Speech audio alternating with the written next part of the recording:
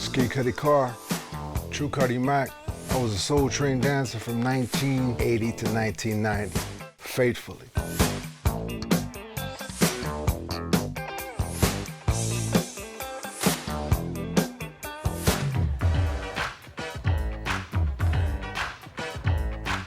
My roommate at the time, I would always tell him, tell your lady to get me on a train, man. Can she get me? She was a dancer on there. You couldn't just walk to the studio and get on. They picked you, handpicked you.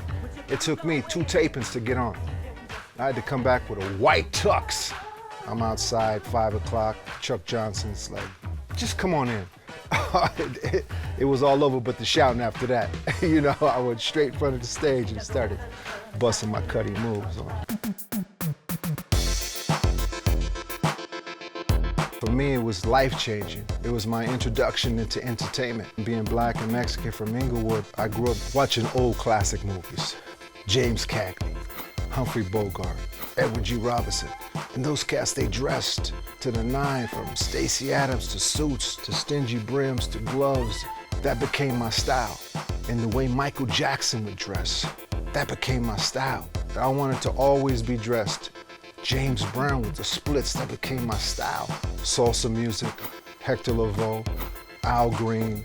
I put all those flavors into my dance moves and it just became my signature. You know, being sharp, always being refined, a gentleman. Unconsciously, I knew that I was an actor. I knew it.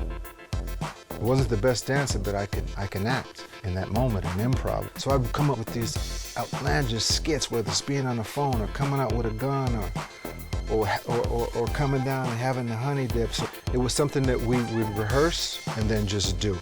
And this was our time in the Soul Train line to show something that we created, to show something that now is part of history, part of a legacy. I would say that ours became different in respect to the 70s, and we just continue to do what they first did in the 70s.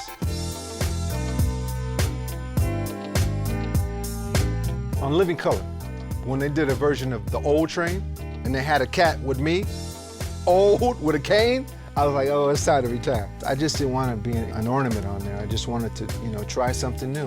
I knew that I had talent. I left at a perfect time for me personally to try something else as an entertainer. I became an actor. I started studying my craft as an actor, and here I am today.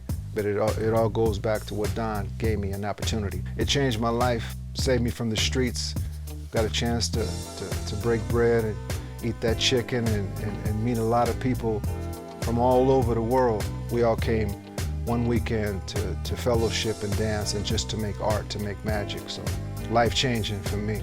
I'm just proud to be blessed and was able to experience the life of a Soul Train dancer.